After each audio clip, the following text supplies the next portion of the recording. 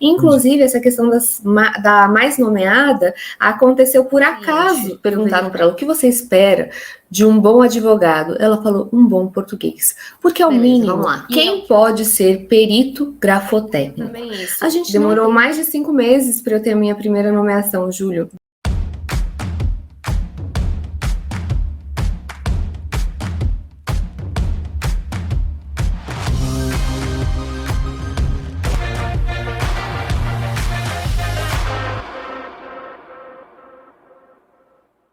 Vou ler aqui, tá, pessoal? Recebemos, então, hoje, com muito prazer, a Jaqueline Tirotti, graduada em Direito, pós-graduada em Perícia Criminal e Ciências Forenses. Perita judicial em grafoscopia desde 2013. Ela foi eleita, né, foi a perita mais nomeada no Tribunal de Justiça do Distrito Federal de 2017 a 2020, quando na matéria de grafoscopia, né? Ministra aulas e palestras sobre perícia judicial, documentoscopia e grafoscopia. Tem um livro, escritora do livro A Análise Grafotécnica para Iniciantes, publicado em 2015. Apresentou trabalhos e palestras em congressos e seminários nacionais e internacionais.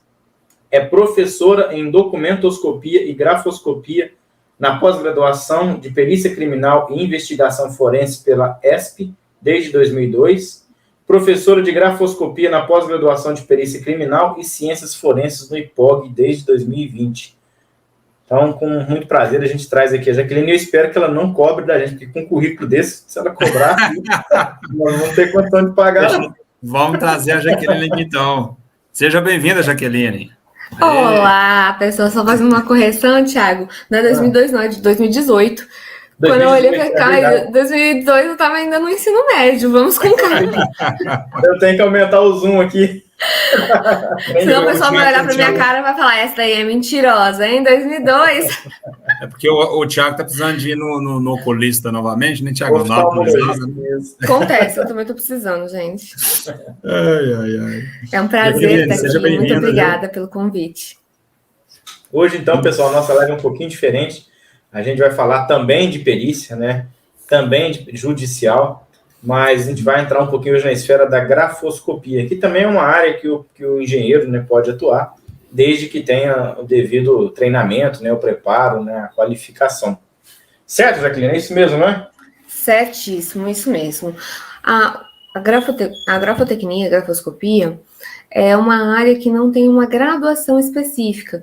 Então, assim como, por exemplo, a engenharia tem uma graduação específica, vocês fazem uma faculdade. Então, a grafotecnia, por a gente não ter uma graduação específica, basta a pessoa ter um curso na área para poder fazer perícias nessa área. A gente não tem toda uma regulamentação. Vocês têm o CREA, né? Isso. A gente não tem um órgão de classe. Então, não tem uma regulação muito aprimorada para essa área, então não tem total de horas, estágio, não tem essa obrigatoriedade, então por isso que ainda é mais fácil, mas eu creio que com o passar do tempo, assim como todas as profissões, vão evoluir, e assim vão criar critérios para filtrar esses profissionais. Então, no caso da grafoscopia, não precisa ter uma formação específica, pode ser qualquer nível superior, ou não tem nem necessidade de ter nível superior? Não precisa ter no nível superior, Thiago. Isso é uma faca de dois gumes, né? Para quem quer entrar é mais fácil, mas com o ensino médio que a gente tem no Brasil, que não tem tanto um nível muito bom, muitas pessoas saem sem fazer uma boa redação, sem saber um bom português. E vocês sabem, como peritos judiciais, que a gente precisa escrever muito e a gente precisa ter um português no nível do judiciário, que é um português formal, sem equívocos, sem erros. Então, isso acaba que com o pessoal que sai já diretamente do ensino médio, já vai fazer perícia, essa pessoa tem que ter pelo menos um bom português, pelo menos uma boa redação. O que na faculdade a gente treina. Nossa, ela tá falando assim, hoje a gente tem que segurar, né? Porque quem tem que falar mais é o convidado. Então, quando a gente está com convidado, a gente, né, tem que deixar o convidado falar, então a gente tem que segurar. Mas a língua está coçando aqui, Jaqueline, porque a gente fala isso todo santo dia. A gente tem, assim, dificuldades, né? Às vezes no escritório, o pessoal escrever. Enfim, nossa, gente, olha só, vocês estão, a galera que está participando aqui conosco, vocês estão ouvindo aí, né, de uma outra perita, né? Porque o Thiago, toda live, a gente fala dessa questão do português e ortografia. Gente, isso é básico. Ou deveria ser básico, né?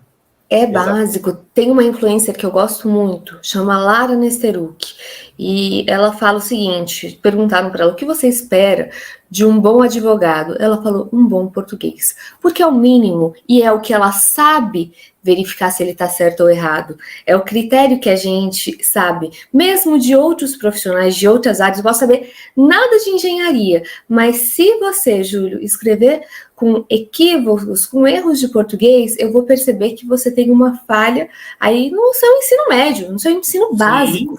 Sim. Então, realmente, é essencial para todas as perícias, gente. Todas as perícias precisam de um bom português e uma redação. Até porque o perito, ele se comunica com o judiciário, ele dialoga com o judiciário por meio das suas petições. Então, essas petições precisam estar impecáveis. Exatamente. Até porque, às vezes, você perde você perde a razão, né? Você perde direito porque você não soube se expressar corretamente, vem um outro mais preparado, um assistente técnico, por exemplo, e tira toda a sua credibilidade. Né? Exatamente. A Daiane acabou de comentar aí, ó, perde a credibilidade. A Amanda deu uma sugestão aqui muito boa, né? A escrita, porque também tem aquele negócio, não, eu tive um ensino médio, é por isso que eu escrevo errado. Foi, e daí? Corre atrás e aprende a fazer certo. Então, né? Porque você teve um ensino médio ruim, você vai ser a vida inteira, né, escrever errado. Então, corre atrás do seu prejuízo, o prejuízo é seu, não é culpa do seu pai, da sua mãe, da escola, da família. Não, a culpa é sua, é você que não aprendeu a fazer o trem direito. Assume a responsa e começa a ler livro. É a dica da Amanda aí, começa a mastigar livro, mastiga livro, come livro mesmo, que você vai melhorar a escrita, pode ter certeza. É verdade. Uma boa leitura vai melhorar a sua escrita, com toda certeza. É isso mesmo. Jaqueline, você, só antes de entrar mais ainda no papo técnico aqui, Tiagão, você é de onde mesmo, Jaqueline? Eu nasci em São Paulo e eu moro em Brasília desde 2007. Eu vim para Brasília por causa de um relacionamento que eu tive em 2007 e acabei fazendo faculdade aqui e minha carreira também aqui. Então, já recebi perguntas na internet, mas você é de São Paulo, o que você está fazendo aí em Brasília? E foi toda uma jornada, porque eu me juntei com uma pessoa que eu tinha um relacionamento à época, em 2006, 2007, e acabei vindo para morar. Mesmo depois da separação, eu já estava consolidada aqui em Brasília, inclusive essa questão da mais nomeada aconteceu por acaso de eu verificar isso. Por quê? Teve uma assistência técnica e a pessoa perguntou, Jaqueline, tem como você mostrar que você tem nomeações? Porque eu estava fazendo uma assistência técnica, um parecer divergente, e essa pessoa queria mostrar que eu era tão boa quanto a perita que estava fazendo o caso dele no caso judicial. Ela estava como perita judicial. E aí eu falei, tem sim, eu tenho como procurar pelo nome, eu procuro o nome dela e procuro o meu nome. Quando eu procurei o nome dela, ela tinha um quinto das minhas nomeações. E eu nem sabia, porque eu nunca tinha procurado. Aí depois eu falei, deixa eu ver aqui, por curiosidade, os outros colegas. E aí eu comecei a ver que eu tinha muito mais nomeações do que os outros colegas. E eu achei isso muito legal, é um reconhecimento do meu trabalho. Então, por isso que eu descobri que eu era mais nomeada do tribunal. Foi em razão de uma assistência técnica que ele queria mostrar que eu tinha a expertise, que eu atuava, e aí eu fui procurar e me deparei com isso, fiquei muito feliz, lógico, e coloquei no meu currículo. Claro. Legal, olha só. É claro, tem que anunciar, tá certinho. O que é bom tem que ser divulgado, né? Marketing. Exatamente. Pessoal, com certeza. E explica pra gente um pouquinho o que é a perícia grafotécnica. Para quem está chegando aqui agora, nunca viu. Porque aqui a gente só fala de insalubridade, periculosidade, aposentadoria. O que é esse negócio de grafotécnica? Bom, vamos lá. A perícia grafotécnica ou perícia grafoscópica é a perícia que vai verificar a autoria ou a autenticidade de grafismos. Por que eu não falei só a autenticidade de grafismo, autenticidade e falsidade? Por quê? Porque a autenticidade é você verificar se aquela assinatura é realmente do punho daquela pessoa. E a autoria é você descobrir quem escreveu. Então, por exemplo, numa carta anônima, eu não vou ver a autenticidade, eu vou ver a autoria, ou seja, quem foi o autor daquela carta anônima. Num caso de uma assinatura de um cheque, eu vou verificar a sua autenticidade. No caso do preenchimento de um cheque, eu vou verificar sua autoria.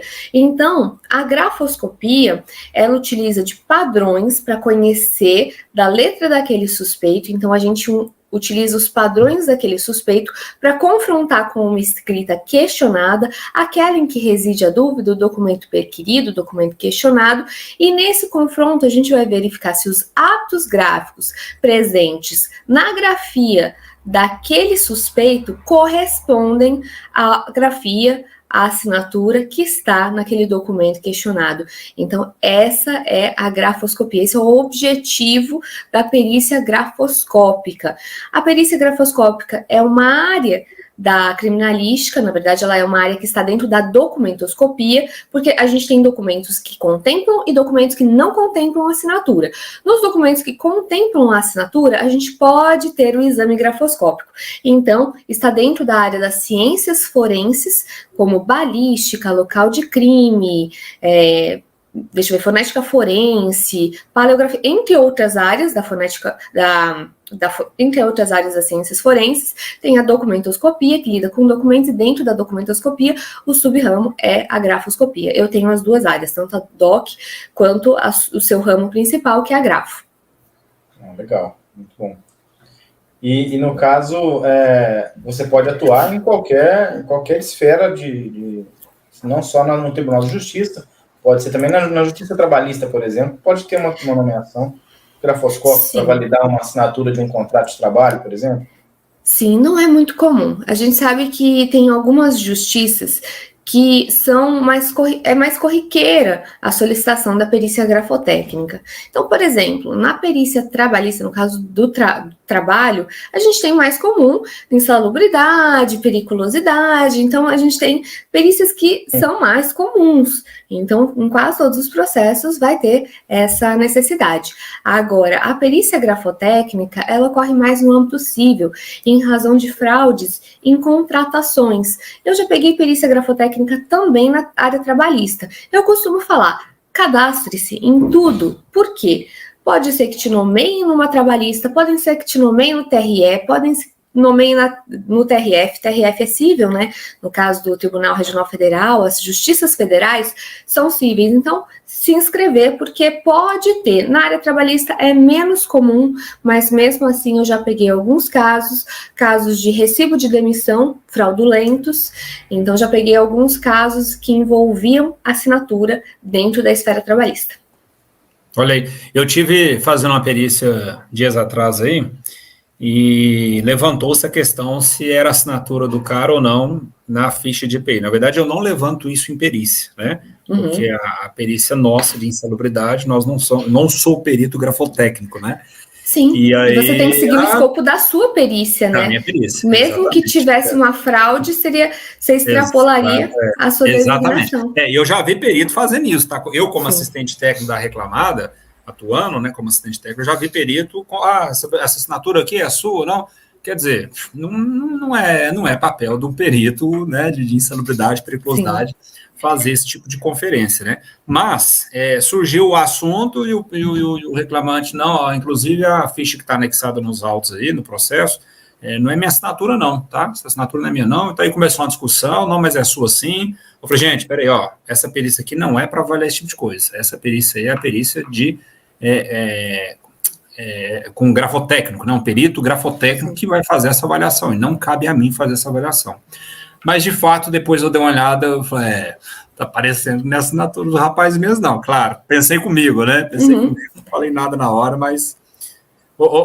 Jaqueline, então quer dizer que se tiver uma carta aí, né, com uma ameaça para uma pessoa, para um tal de Thiago Lima, daí dá para descobrir que foi eu que escrevi, então, por exemplo?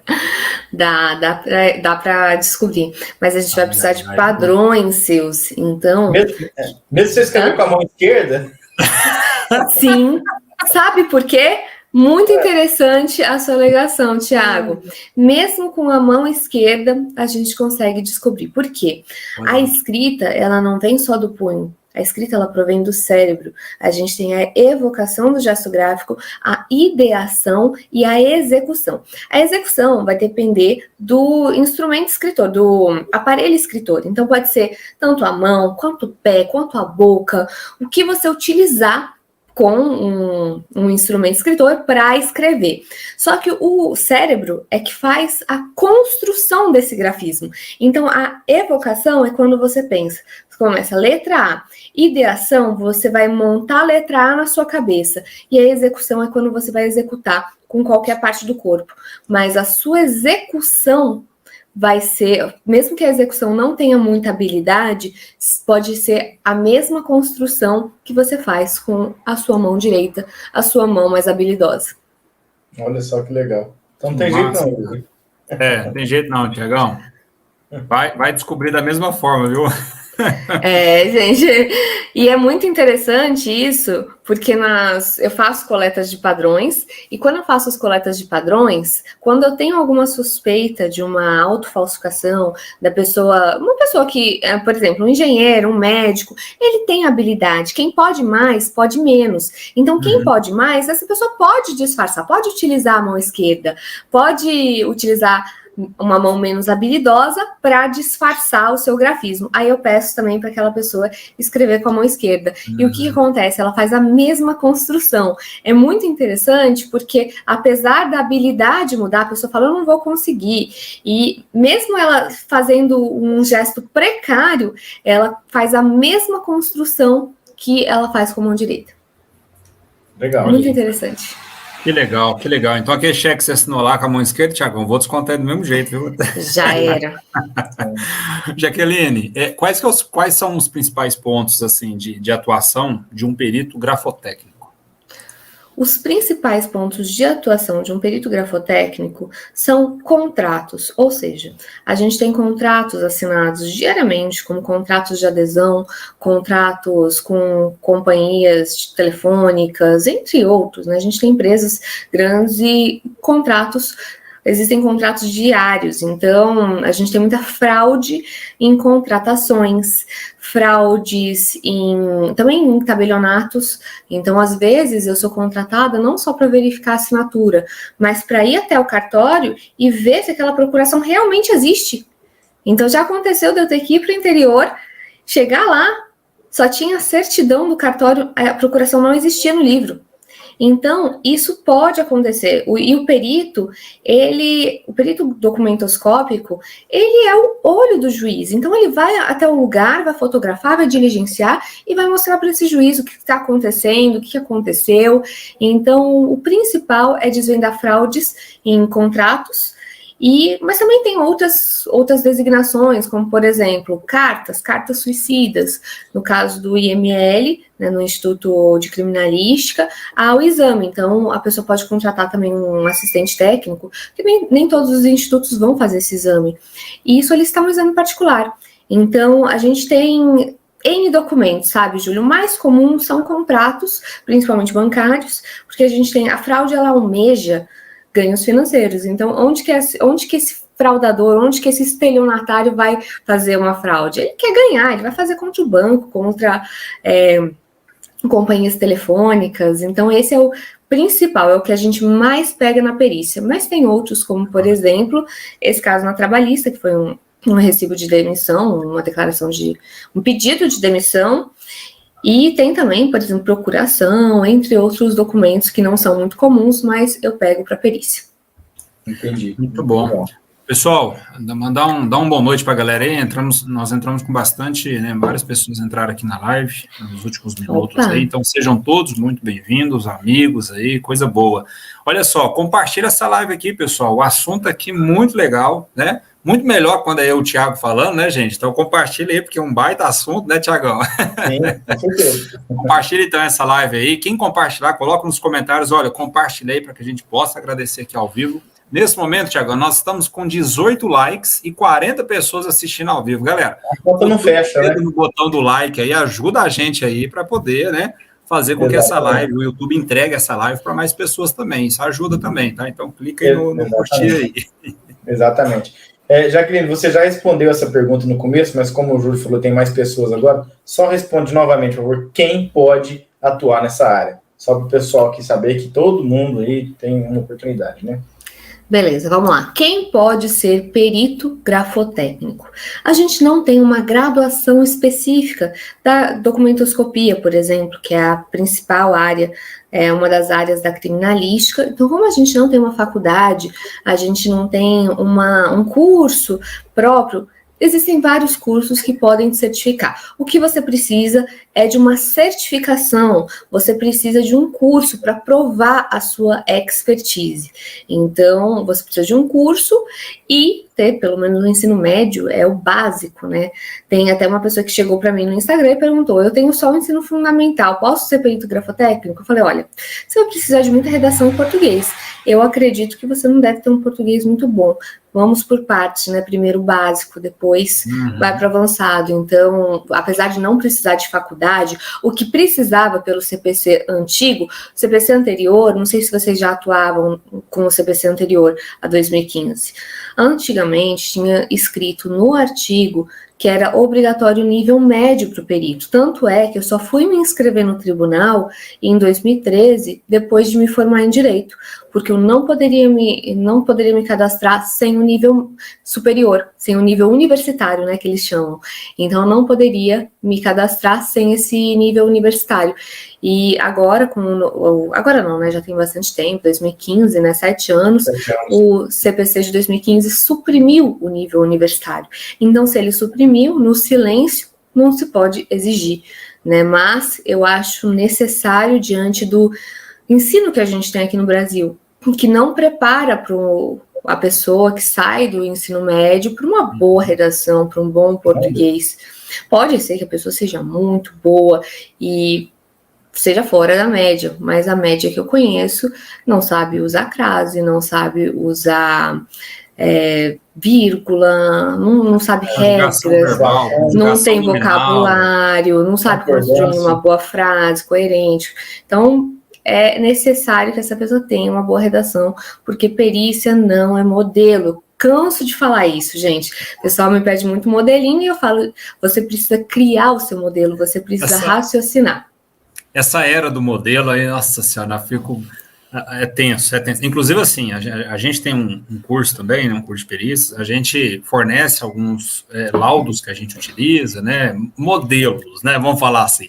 A gente oferece lá para os nossos alunos alguns modelos, mas a gente deixa bem claro, pessoal, esse aqui é modelo Júlio e Thiago, esse aqui é o modelo que a gente usa nas nossas perícias. Pelo amor de Deus, muda pelo menos o texto, né? Não copia e cola de uma vez, não, muda o texto, coloca com o seu vocabulário, né, com a sua forma, se quiser mudar a formatação, enfim. Até porque não tem nada igual, às vezes você tem duas, principalmente, com certeza na sua mais ainda, mas na nossa, né, vamos analisar a insalubridade. Poxa, ruído aqui com ruído ali não é igual. Então não adianta você querer ter um modelo. Tá? O modelo é um direcionador. O que a gente fala que tem que ter um modelo? Todo laudo na vida tem que ter começo, meio e fim. Né? Objetivo, introdução, sim, objeto da perícia, análise técnica, resposta aos quesitos, conclusão, parecer técnico. Enfim, o básico do básico deve ter no seu laudo. Né? Agora, a introdução nunca vai ser a mesma do outro, o sumário nunca vai bater, o desenvolvimento. Então, essa é a grande dificuldade da população brasileira, dar conteúdo, né, ao modelo. E o segundo ponto que eu acrescentaria aí, além dessa questão do saber escrever, ortografia e tal, gente, tenha pelo menos eu não vou falar nem intermediário do Word, não, tá? Não vou falar nem intermediário do Word, mas pelo menos o básico você tem que saber bem feito, um básico bem feito do Word, sim, tá? E hoje em dia não precisa fazer curso de informática igual na minha época eu fazia, né? Minha época do Thiagão aí, né, Thiagão? A gente tinha, né, curso de informática, aí você pegava o certificado, olha, eu fiz um curso de informática, né, você divulgava, né, e tal, botava no currículo, achava a coisa melhor do mundo, né. Hoje em dia não precisa disso, gente, hoje em dia tem YouTube aí que ensina tudo, tá. E outra, fuça, vai atrás, fuça, o que é fuçar? Você mexer, errar, mexe, erra, clica ali, testa as ferramentas que o Word te dá, né, bota um YouTube aí, dicas de como usar um Word, você vai ter trocentos vídeos aí para você assistir, né. Então, exatamente, pelo menos o básico do Word tem que saber, porque nossa, a pessoa às vezes tem tanta dificuldade de fazer uma ferramentinha ali, botar alguma coisinha. Então, assim, isso é básico do básico, né? Eu aprendi a mexer no Word no meu TCC. Quando eu fiz o meu TCC, que eu fiz assim, aí eu comecei a melhorar os laudos, porque eu já fazia para o meu pai antes. Então, depois do meu TCC, eu aprendi a fazer sumário, comecei a fazer outras coisas que eu não vi ele colocando no laudo, e eu falei, pô, vou colocar porque ficou muito legal no TCC. E eu fiz o TCC e lágrimas e sangue, gente.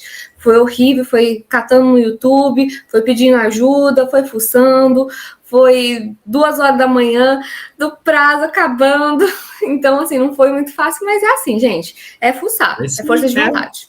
É fuçar mesmo, isso, força de vontade. Aí eu boto ainda aí, proatividade, força de vontade com proatividade. É isso, né? Muito bom, pessoal, ó, fiquem à vontade para mandar as perguntas de vocês aí, já tem algumas perguntas aqui. Jefferson, não sei se você chegou agora, inclusive o Jefferson de Porto Ferreira, acho que eu já conversei com um cara, um perito de Porto Ferreira, deve ser ele. Hoje o assunto aqui é relacionado à grafotécnica, né? A Jaqueline, nossa convidada de hoje, ela é perita, grafotécnica, tá? Então, o foco aqui vai ser a grafotecnia, né? Que é a ciência aí, mas no finalzinho a gente pode também responder essa dúvida que você mandou aqui para nós, tá? Nós falamos mais cedo aí, Jaqueline, sobre os possíveis locais que esse perito, né, o perito grafotécnico pode atuar, né, as demandas, enfim. Mas onde é que tem mais demandas? É mais na Justiça Civil, é mais na Trabalhista, na Federal? Onde que tem mais demandas nessa área? Muito mais demanda na seara civil, porque a gente tem muita relação entre partes e bancos. A maioria que eu pego são bancos e instituições financeiras, bancos, instituições telefônicas que apresentam fraude, porque a gente tem, não vou nem falar que porque a empresa não cuida, não é isso, a gente tem um volume muito grande. Quem você acha que é mais visado por uma falsidade? Um banco. Então, o banco ele é altamente visado, o cartório também é altamente visado para chancelar, esquentar documentos. A gente chama de esquentar documentos quando a pessoa tenta dar uma aparência de autêntico num documento fraudulento. Vamos supor, o Tiago falsifica a assinatura do Júlio, olha só o crime, hein, gente? O Tiago falsificou a assinatura do Júlio, e aí ele falou assim, não, deixa eu tirar uma cópia, e eu vou fazer um reconhecimento de autenticidade dessa cópia. E aí eles colocam a autenticidade assim, cópia. A cópia é igual ao autêntico, ao original, aliás, que não é autêntico. Então, nesse selo de autenticidade da cópia, eles falam, o documento é autêntico. Entendeu? Ele não reconheceu a firma, porque no cartório o Júlio tinha uma firma muito caprichadinha, não conseguiu não, mas mesmo assim eles esquentam o documento. O que eles querem é o reconhecimento por semelhança, né? Mas se eles não conseguirem, eles também fazem esse reconhecimento por autenticidade, ou seja, a cópia, a reprodução corresponde ao original, que não quer dizer que o documento é original, mas sim que aquele documento corresponde ao original. Então, eles também esquentam. Então, a gente tem muitas fraudes envolvendo essas instituições, tanto bancos, instituições telefônicas, que também o pessoal tira telefone, tira linha,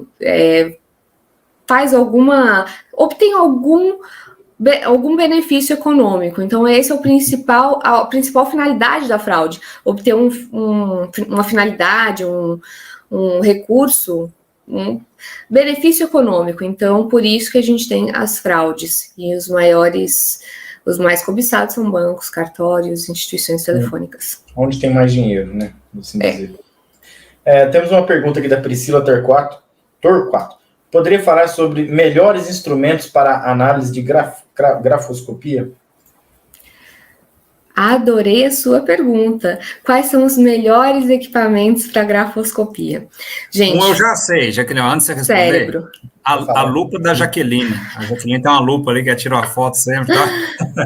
Olha, a lupa ela ajuda, mas o cérebro é o principal instrumento para perícia.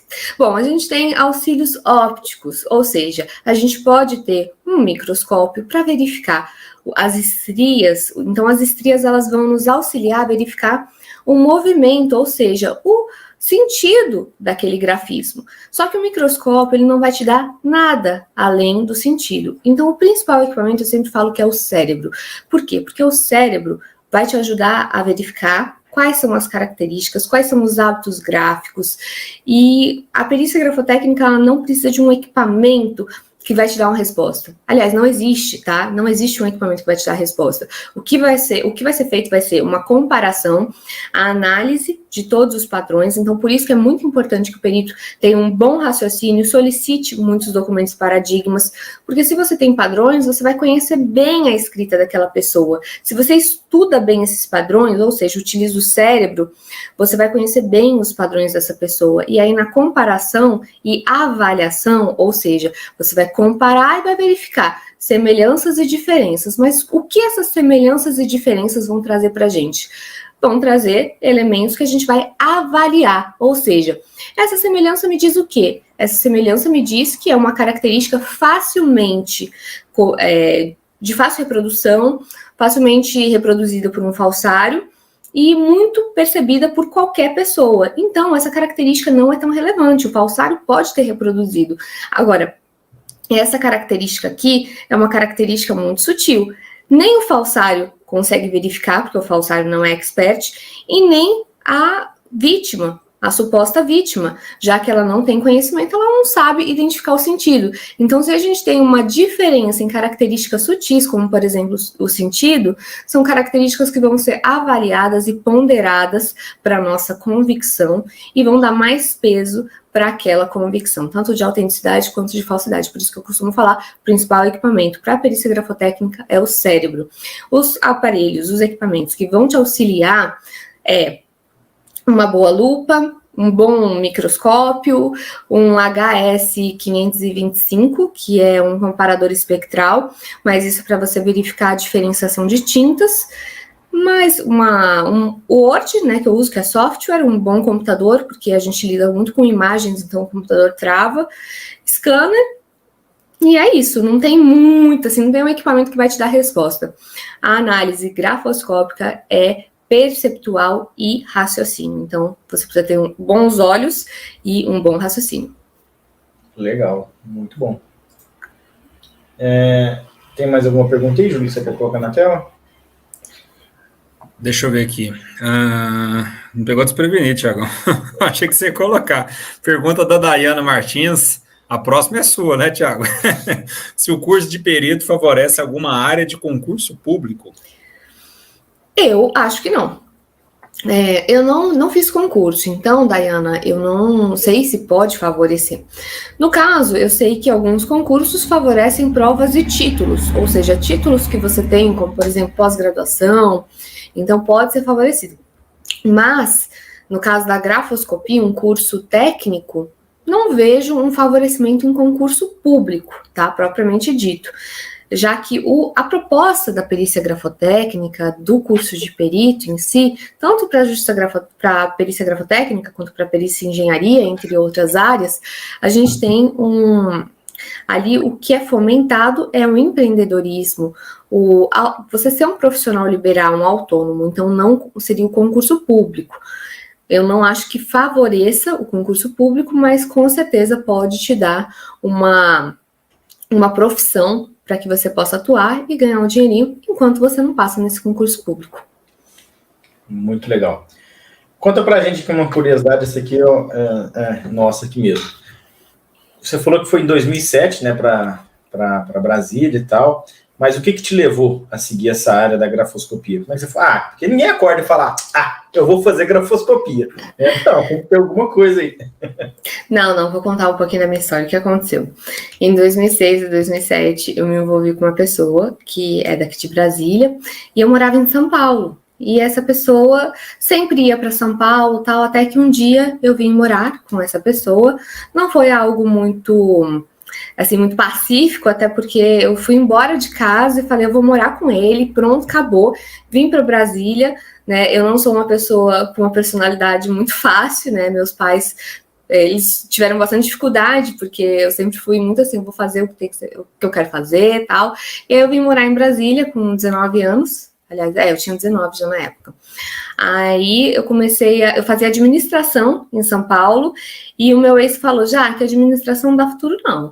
Falou, faz direito, né? E aí ele brasiliense, né? Brasiliense pensa no quê? Concurso, gente. Ele falou assim, faz direito, que tem um leque muito grande, tem muitos concursos. E aí eu fui na ideia dele, E realmente gostei, fiz direito. Minha mãe ficou super feliz na época, porque era o sonho dela. E aí eu acabei direito. Quando eu estava acabando a faculdade de direito, o meu pai já estava fazendo perícia grafotécnica. E aí ele me passava alguns laudos para eu fazer as análises. Então ele já me ensinou e eu comecei a fazer. Aí depois, quando eu formei, eu falei, poxa, eu vou estudar para concurso, e eu pensei em estudar para magistratura, porque o meu sonho era trazer justiça na vida das pessoas. Eu fiz a faculdade de Direito e gostei da área da magistratura, pensei em seguir mesmo, apesar de ser uma área super difícil, e eu comecei a estudar para concurso, né? Estudava para concurso e me inscrevi nos tribunais. Então, eu não tinha muita urgência para fazer as perícias, já que fazia já as do meu pai e aguardava as do tribunal e estudava para concurso público, estudava para a OAB, né? Porque na época eu ainda não tinha nem a OAB. Uhum. E acabou que eu costumo falar que a perícia me escolheu, porque eu não fiz muito, assim, fui nos tribunais, assim, gastei sola de sapato, me inscrevi, fui entregando os currículos, fiz tudo, mas deu certo. Então, tem gente que faz tudo isso e não tem nomeação. E aí começou a dar muito certo, eu comecei a ter muita nomeação, e depois disso eu falei, eu vou continuar na perícia mesmo. E eu vi eu acabei vendo um caso em que eu ajudei, fui auxiliar da justiça, né, então eu ajudei a resolver um caso de uma falsidade num recibo de pensão. E aí depois eu vi essa mãe em um local e ela me olhou assim em agradecimento, porque eu vi que ela tinha conseguido aquela causa em razão de uma perícia minha. Então eu vi que a perícia trouxe a justiça na vida daquela pessoa. E aí eu me apaixonei pela perícia e tô até hoje aí, apaixonada. Eu pensei em sair, a gente sempre pensa, né, quando a gente vê os honorários da justiça gratuita, falta de reconhecimento, parte questionando seus honorários, dá aquela tristeza. Mas eu falei assim, eu não vou desistir, eu vou lutar e eu vou brigar por essa área. E aí eu entrei com tudo, entrei com o YouTube, Instagram, fiz tudo. Foi isso. Que massa, que top. Vocês viram aí, né, pessoal? Palavras da Jaqueline, gastei muita sola de sapato. Tem gente que quer trabalhar como perito só fazendo um cadastro lá nos sites e tal, mas não se dá o trabalho de ir lá falar com o juiz. Eu fico... O cara reclama, a pessoa reclama, eu não estou sendo nomeado. Você foi lá falar com o juiz? Não, eu não fui lá ainda não, mas eu fiz todos os cadastros. Eu falei, gente, mais do mesmo, todo mundo está fazendo. Né? O mesmo nome lá faz diferença, vai lá conversar com o juiz. Não, mas eu já fui, mas ele não me nomeou. Quando é que você foi lá? Tem 3 meses. Eu falei, vai lá de novo, marmota, volta lá, vai lá de novo, fala com o cara de novo, conversa de novo, mostra interesse e tal, vai dar certo. Então, assim, de fato, você falou uma coisa muito bacana, né? Nem sempre é de primeira, gente, e Tiago e Júlio também não foi assim, não, tá? Infelizmente, eu não conheço nenhum juiz, porque ajuda, claro, network, claro que ajuda. Imagina a situação que a Jaqueline é amiga minha, tá, beleza? Amiga minha e tal, e ela conhece um juiz aqui de Uberaba que eu não conheço, certo? A Jaqueline conhece meu trabalho, já trabalhamos juntos em outras empresas, por exemplo, né? Tô dando um exemplo aqui, gente. E eu falo, Jaqueline, você conhece o juiz tal, né? Conheço. Será que você não, né? Será que você não consegue conversar com ele lá, não, mandar meu currículo e tal, ver se não tem como eu começar a fazer perícia e tal? A Jaqueline vai conversar com ele. Sim, isso é network, isso acontece, gente. Desde que eu seja uma pessoa boa para ser indicada por ela, porque se não for, ela não vai indicar. Tá? Então, esse network acontece. Tem gente que fala, não, é só peixada que trabalha com perito. Não, pelo amor de Deus, para com isso. Quando a pessoa fala isso, eu fico meio chateado, porque eu não sou peixada de juiz, o Tiago também não é peixado. Conheço a vida do Tiago e eu sei também que ele não conhece nenhum juiz. Então, quando nós começamos, não foi assim também da água para o vinho. Então, a gente teve que ir lá bater perna também, teve que fazer os cadastros, teve que conversar uma vez, 2 vezes. Você vai com receio, no começo você não conhece.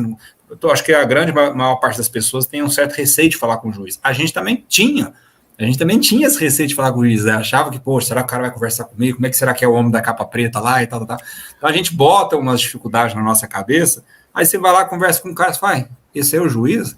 Aí eu só vou ter receio de conversar com o juiz algum dia se eu for réu. Aí eu vou ter receio. Do contrário. Se você for réu, eu acho bom você ter esse receio. Mas comigo aconteceu. Comigo aconteceu também isso. Demorou mais de 5 meses para eu ter a minha primeira nomeação, Júlio. Demorou. E eu fui, me apresentei, gastei sola de sapato, fui até o tribunal. E eu tinha uma coisa, né, que meu pai falou, faz isso. Ó, pega o seu currículo todo ano, vai lá, leva o seu currículo nas áreas. Todo ano. Teve vara que depois de 5 anos, depois de 6 anos me nomeou. Só que por quê? Porque eu não desisti. Então, é aquela coisa, persistência, ir atrás. Pra você ter uma noção, quando eu tinha 25 anos, eu tinha mais cara de nova do que eu tenho hoje. Eu tinha cara de 18 anos. Quando eu chegava lá, teve uma diretora de vara que eu acho que ela ficou... Sabe quando a pessoa prende um pouquinho para não dar risada? Acho que ela pensou, essa criança tá querendo trabalhar de perícia. Que essa criança quer? Mas eu consegui a nomeação lá na vara dela. Mas é isso, é tentar ir atrás. E, gente, eu tô 2013... Até agora, 9 anos, eu vou fazer 10 anos de Legal, perícia. Hein? E hoje em dia, todas as varas, eu já tive uma nomeação de cada vara. Eu tô super feliz que eu tive uma nomeação de cada vara. Então, é isso. Eu falo assim, eu quero conquistar varas novas. No bom sentido, tá, gente? Porque quando eu falo isso nas aulas, o pessoal não entende muito bem o que é vara, aí fica mal interpretado. Mas é vara civil, tá, gente? Vara civil. Inclusive, eles estavam, né, Thiago? Parece que eles tinham criado um outro nome para esse negócio, né? Não tinha unidade, não se dá as quantas lá, mas não vingou, né, cara? Todo mundo fala vara do trabalho, né? A mim tá tudo certo, né? Ô, Jaqueline, um ponto, vê se você concorda com isso também. Quando você é nomeado, beleza, você custou ser nomeado, aí foi lá, o juiz te nomeou. Você concorda comigo que na primeira nomeação o juiz não confia em você ainda. Ele tá te nomeando para fazer um teste. Falou, deixa eu nomear essa Jaqueline aqui, que tá... Né, já mandou 10 currículos para nós aqui, deixa eu nomear ela então para ver como é que é o trabalho dela. Sim. Você entregou seu laudo, o juiz gostou. Qual que é o resultado disso? Então, eu costumo falar que perícia judicial é que nem um namoro, porque é um relacionamento. O juiz, quando ele te nomeia na primeira vez, é que nem aquela pessoa que te chama para sair. Entendeu? Você não vai arrotar na mesa, você não vai comer com a boca aberta, você não vai assustar o cara no primeiro encontro. Então, se você está sendo nomeado, faça um trabalho excelente. Não só, isso aí no primeiro você vai fazer excelente para cativar. Nos demais, você vai fazer excelente para manter. Gente, perícia é que nem namoro. Você vai ter que manter aquele juiz lá te nomeando, continuar te nomeando nos demais casos que ele tem naquela área. É isso mesmo. Perfeito. Ou seja, cuidado para não queimar a etapa, viu, gente? Às vezes os alunos nossos compram o curso e já está se inscrevendo na vara do trabalho sem acabar o curso. O aluno da Jaqueline, né? Não façam isso, tá, gente? Tenha calma. Tem gente que quer fazer isso. E quantas vezes, às vezes, o aluno liga para nós e fala, cara, tô precisando do seu curso porque eu fui nomeado e eu não sei nem por onde começar. Eu falei, meu filho do céu, não faz um trem desse, né? Aí o cara tem que correr lá, assistir o curso, perder, né, de madrugada, etc., sábado, domingo e tal. Enfim, faça o processo, né? Segue o processo completo, porque a gente não aprende essas coisas, né? Seja a perícia grafotécnica, seja a perícia de insalubridade, as perícias de segurança do trabalho, a gente não aprende isso nos cursos. Nenhum curso ensina isso com propriedade, né? Então você tem que buscar esse conhecimento.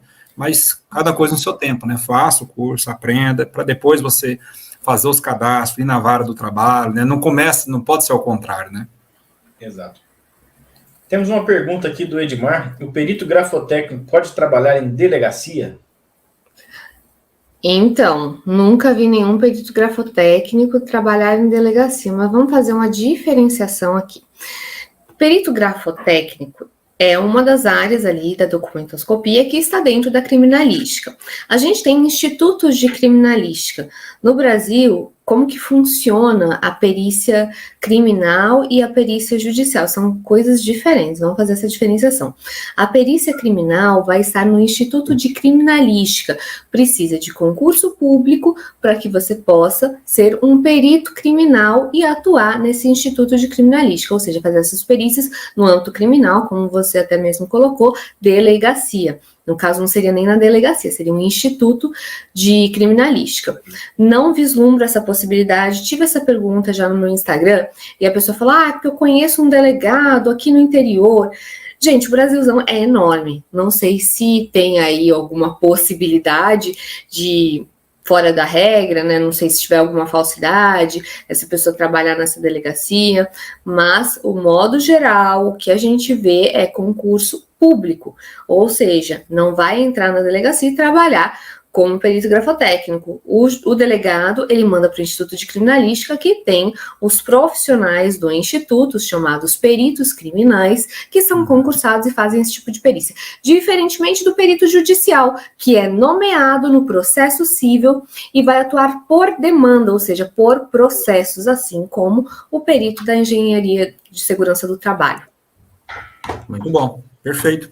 Pessoal, se vocês estiverem gostando aí, uma das formas de vocês contribuir é dando o famoso like aí. Coloca nos comentários aí também o que vocês estão achando. Se quiserem mandar as perguntas de vocês também, fique à vontade, tá?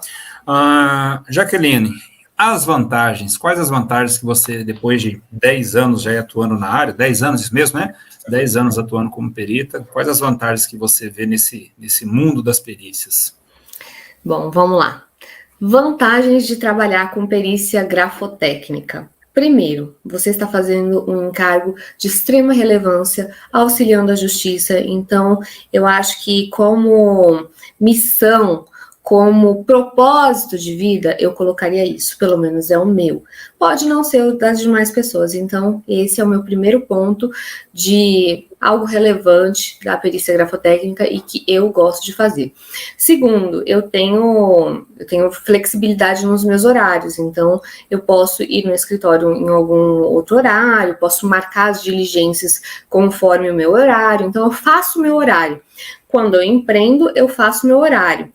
Então, eu tenho essa possibilidade, eu posso trabalhar no computador, mas não é só no computador, né? Tem muita gente que está falando, trabalhar exclusivamente remoto. Eu não gosto, porque, como eu falei para vocês, o principal equipamento do perito grafotécnico é o cérebro. Como é o cérebro, eu preciso investigar. Então, se eu não tiver padrões suficientes, se eu não for atrás de padrões, se eu não tiver o documento original, então isso vai limitando a minha perícia. Então, eu prefiro fazer um trabalho bem feito, com todos os elementos, então, digitalizar essas peças, fazer tudo certinho. Eu tenho o meu escritório para guardar, armazenar documentos, digitalizar, custodiar, então ali eu tenho como trabalhar, eu posso trabalhar do computador, né, eu posso montar o laudo do computador, mas eu faço tudo, também eu faço coisas presenciais, como a diligência, coleta, e então para mim isso é um diferencial, porque eu posso fazer o meu horário, eu posso mandar no meu escritório, eu posso organizar,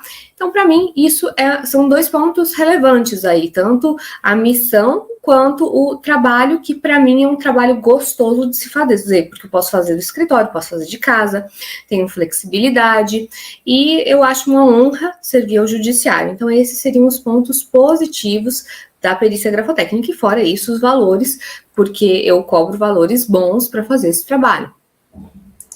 Seria a nossa próxima pergunta, se dá para ganhar dinheiro com isso. Então, dá, né? Dá para ganhar. Os honorários vai depender muito do caso, tá, gente? Então, eu não digo que vai ganhar muito dinheiro. No começo eu não ganhava muito dinheiro, então eu montei a minha carreira. E também algo que eu acho muito positivo e que hoje em dia eu vejo que para mim foi um diferencial, é porque na perícia eu fiz o meu nome. E o meu nome, se eu fizer tudo certinho, ninguém destrói. Boa. Enquanto tem pessoas que dependem e estão na iniciativa privada com um emprego e às vezes a loja quebra, às vezes o lugar não para de vender, demite. Então, fazer o meu nome para mim me dá mais confiança de que o amanhã só depende de mim. Então, a alta responsabilidade e também a possibilidade de ter uma segurança, de que eu sei que eu não vou fazer nada de errado, entendeu? Dá aquele medo, né, de alguém fazer alguma coisa de errado com você e tal. A gente tem o risco também, a gente é ser humano também, a gente pode errar. Então, tem esses problemas, mas investir na minha carreira, para mim, é altamente gratificante, porque eu invisto em mim e eu confio muito na minha competência. Muito bom, muito bom. Tem outro negócio, né? Para você falou uma coisa aí que é de lei, né? Para você crescer nessa área, depende basicamente de você. Não, mas o juiz tem que me nomear. Não, se você fizer um bom laudo, se você fizer uma boa perícia, ele vai te nomear. Assistente técnico, se você é assistente técnico, se você fizer um bom trabalho, não sei o quê, você vai ser contratado mais como assistente técnico. É você Exatamente. Quem faz.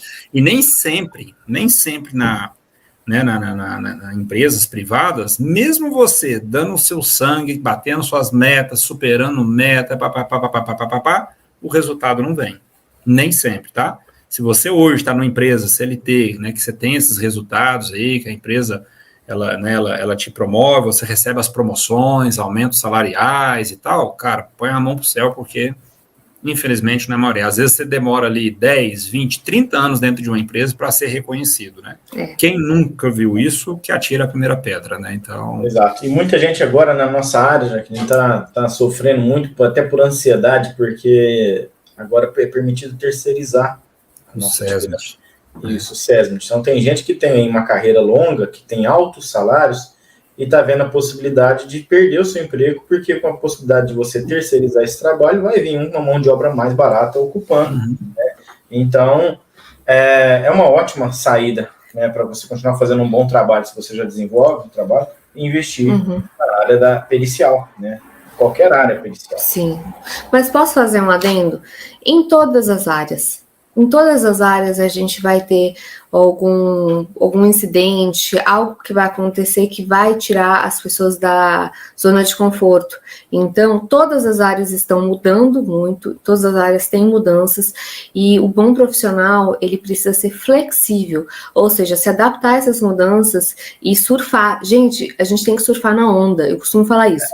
A gente tem que surfar na onda. Um bom profissional vê isso não como algo prejudicial, ver algo positivo nisso, ou seja, já que dá para terceirizar, então o que eu posso fazer para fazer isso melhor, entendeu? Então, o profissional mediano, ele vai ficar com medo, o bom profissional vai encarar e vai surfar nessa onda.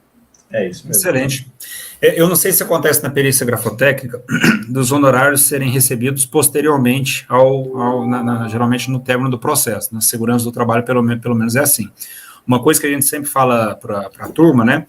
Vai começar nas perícias, é importante que você inicie nas perícias tendo uma segunda fonte, tendo uma fonte de renda, né, de forma que as perícias se tornem uma segunda fonte de renda, porque você vai receber no final do processo, isso pode levar um tempo, na nossa área, 6 meses, 1 ano, 1 ano e meio, 2 anos, só que quando começa a cair, não para mais, né, e aí talvez seja o momento de você inverter, né, você, aquela fonte principal que você tem, falou, tchau, obrigado, vou seguir nas perícias e vida que segue, né? Eu acho que o bom profissional, ele tem uma organização financeira, Júlio, ou seja, essa pessoa ela vai começar a ganhar dinheiro com perícia, mas ela tem que saber que ela vai ter que guardar, porque pode ter uma época que não sai alvará. Então, fazer uma boa gordura, fazer uma boa reserva de emergência, um capital de giro, porque o perito, ele também empreende, ele também é empreendedor, então ele tem que saber que as contas vão chegando, as perícias vão vir, mas pode ser que não saia um alvará, pode ser que não saia aquele alvará naquele mês, então você não pode contar com... Desculpa, não sei nem se pode falar palavrão aqui. Claro, pode. Não pode. Eu falei uma porrada aqui já. Tem que ter a sua reserva de emergência, tem que ter o seu capital de giro para investir em equipamentos, investir em cursos, investir em tudo que você precisa. E é isso, é você saber empreender. Eu tive muito isso da minha mãe. Minha mãe era uma boa... Era uma Natália Arcuri da vida. Minha mãe, ela era bem econômica, a ponto de saber muito bem economizar tudo. Então, eu aprendi isso com ela e hoje em dia eu faço essa gestão no meu escritório. Eu sempre tenho uma reserva para poder pagar salário, para poder pagar escritório, para poder pagar todos os custos que eu tenho, mesmo que não saia um alvará. Excelente. Na nossa área tem uma vantagem ainda, eu não sei, na sua área tem assistentes técnicos também? Assim, tem também, né? Eu também faço. Então, na nossa área, e o recebimento é rápido, né? Porque você combina direto com a parte, né? Então, é o que a gente indica para a galera, olha, vai começar nas perícias, beleza, pode fazer perícias e tal, né? Sabendo que você vai receber lá na frente, mas se você já está precisando de grana agora, imagina que você está desempregado, comece a fazer assistência técnica também, faça os dois, né? E assistência técnica você vai receber de acordo com o que você combinar com a pessoa que te contratar, pode ser semana que vem, pode ser antecipado, né? E as perícias vai caindo ao longo do tempo, né?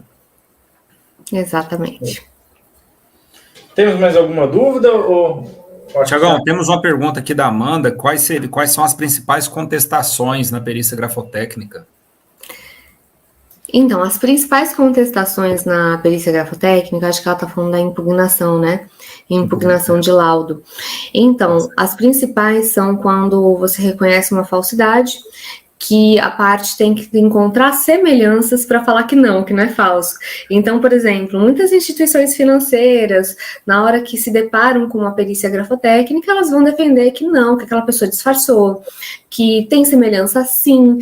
Então, o mais comum são impugnações quanto à forma da perícia. E eu costumo falar o seguinte: você não vai se defender de uma impugnação depois que essa impugnação veio. Você vai se defender dessa impugnação fazendo um bom laudo, um laudo fundamentado, porque aí você vai responder aquela impugnação com toda a fundamentação que você fez no seu laudo. Então, o momento para você evitar impugnações não é depois que entregou o laudo, não. É antes da entrega do laudo, fazendo um trabalho bem feito para não ter esse tipo de impugnações que tenham argumentos para derrubar o seu laudo. Porque impugnação, todo mundo, assim, acontece diariamente. Muitos advogados descontentes, o jus esperneandi, né, que a gente conhece, impugnam o laudo porque estão descontentes com o resultado do laudo. Mas o negócio é você ter uma boa fundamentação para, quando houver uma impugnação, você ter uma defesa contra aquela impugnação. Perfeito. Hoje, inclusive, eu estava na perícia, né? Inclusive, quase que não chega a tempo aqui da live, e eu comentei isso com o pessoal no início da perícia. Eu falei: olha, pessoal, minha perícia aqui é tranquilo, eu não corro, eu faço uns detalhes mesmo, é uma perícia mais demorada, comparada às vezes com outros peritos que nós temos na região e tal. Mas eu faço nos mínimos detalhes exatamente para isso. A hora que vem impugnação lá na frente, eu respondo facinho, entendeu? Porque não tem um ponto sem vir. Claro, às vezes a gente erra, beleza, às vezes a gente comete um vacilo, né? Tem até uma pergunta aqui da colega. Às vezes a gente comete um vacilo, sim. Qual perito que nunca errou, atira a primeira pedra, né? A gente erra também, como você falou, a gente é ser humano e tal, mas a gente vai ficando, né? Cada erro é uma oportunidade, e tanto para você melhorar, né? E não errar novamente. Tem gente que fica sofrendo com erro por um ano, né? Não, relaxa, você errou, beleza, aprende com o erro, vai lá, melhora e não comete mais o erro e segue em frente, né? E é interessante, vou fazer até uma comparação com a engenharia, né? Já que eu tô com 2 engenheiros aqui, então o laudo, interessante é você fundamentar bem a base, porque aí você vai ter sustentação do prédio inteiro, né? Mesmo que venha impugnação, tem que ter um prédio bem feitinho, tendo uma boa base, né, que vai suportar tudo isso, você vai conseguir escapar dessas impugnações. Excelente.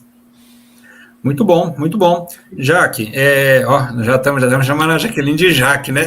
Pode chamar. Diz aqui então, Jaque. E para quem está nos assistindo aqui, ou vai assistir depois, para quem de repente se interessar por esse assunto, eu sei que você já está nas redes sociais aí há bastante tempo, né? Inclusive eu estou colocando aqui, pessoal, nós estamos colocando aqui a rede social tá aí, a rede social da Jaqueline, tá aí logo abaixo aí o Instagram dela, tá? Então seguem lá, né? Tá do lado aí também o Instagram do Thiago, o meu também. Você tem algum curso? Você tem um curso nessa área, né, de perícia grafotécnica, né? Isso fala para nós aí, para o pessoal que está assistindo aí, como adquirir, como é que é o esquema. Eu tenho o curso essencial pela Academia do Perito, que é um curso para quem quer começar na área.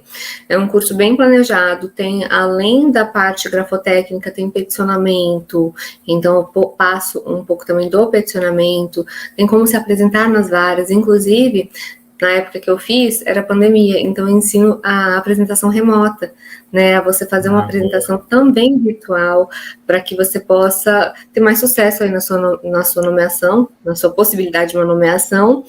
E tem esse curso, que é o meu essencial, é o primeiro para quem está do zero, e tem o curso de prática, que é o meu filhinho, não tem nenhum curso parecido com esse, que foi o seguinte: em razão de muita gente, esse curso de prática eu só abro de 3 em 3 meses, é para os meus pupilos, sabe? Então, esse curso eu criei na pandemia, em razão de muita gente pedir estágio, e eu não tinha como dar um estágio. E aí eu pensei, como que eu posso ajudar essas pessoas sem ter que dar um estágio? Aí eu peguei vários processos que eu tinha atuado, vários cases, e passo para essas pessoas cases para elas treinarem, e eu costumo falar que é 1 ano de perícia em 3 meses, porque são 3 meses intensos, com casos semanais, para que essas pessoas treinem, e eu fiz isso justamente para preparar, e é sucesso. Esse curso, eu falo, todo mundo que fez um curso mais básico, vá para esse, que a prática é essencial. Legal, muito bom mesmo. Pessoal, quero agradecer então a presença de todos vocês. Jaqueline, muito obrigado por estar conosco aqui. Tivemos 1 hora de live, você dominou o assunto. Eu que agradeço. Tá? Foi um prazer te conhecer, tô te conhecendo agora, né? O Júlio já te conhecia, mas é um prazer enorme estar aqui com você. E deixo para você fazer as suas considerações finais, se quiser também. Eu agradeço, peço desculpa por ter faltado semana passada, eu fiquei super chateada de não poder ter vindo. Foi um prazer estar aqui com vocês, adorei as perguntas super inteligentes, tanto de vocês quanto do pessoal que está assistindo, dos telespectadores. E quero deixar uma mensagem para todos que estão seguindo na área da perícia. Gente, se você desistir, você vai deixar de viver tudo isso. Então, quando você falar assim, não vou mais me inscrever, não vou mais fazer, vai em frente, só faz o que tem que ser feito e você vai conseguir. Eu tenho certeza que com dedicação e persistência todo mundo consegue. Se você está fazendo a coisa certa e ainda não te deu resultado, é porque você ainda não fez o tempo certo. Então continue. É isso aí. Chupa essa uva, galera. Olha aí que legal, muito bom. Acho que é isso aí mesmo. Persistência, não desistir. Vai ter desafio, vai ter obstáculo, mas levanta a cabeça, segue em frente e vai lá conversar com o homem da capa preta. Não precisa ter vergonha, não. Gente, né, Júlia? A maioria hoje, grande parte do magistrado é feminino. E o perito tem muito juiz também muito acessível. Não é esse juiz bravo que vocês estão imaginando, não. É um juiz que tranquilo, carinha, muitas vezes super amável, super humildes. Então, não tenham medo, não. Só vai. E se não for, só se apresenta e pronto. Você não tem que fazer a pessoa te chamar. O não você já tem. O não você já tem. Geralmente fica na penal. Então na civil é mais tranquilo. Se você tiver como réu, aí já é um pouco mais complicado. Aí não vai ser. Sendo réu, qualquer juiz é ruim. Então... Sendo réu, qualquer juiz é ruim. Muito bom. Show de bola, Jaqueline. Valeu pela participação aí, pela presença. Parabéns pelo trabalho que você vem fazendo nas redes sociais, com os alunos e a contribuição com a sociedade, né? A gente que é perito trabalha para a justiça do trabalho, mas o beneficiado ali é a sociedade como um todo, né? Então, show de bola. Parabéns aí. Valeu, pessoal, pela participação aí. Quem ainda não deu o like, dá o like aí, se inscreve no canal. E é isso, né, Tiagão? É isso aí. Muito obrigado a todos. E até quinta-feira que vem. Isso aí. Valeu, pessoal. Até mais. Obrigado. Valeu, tchau.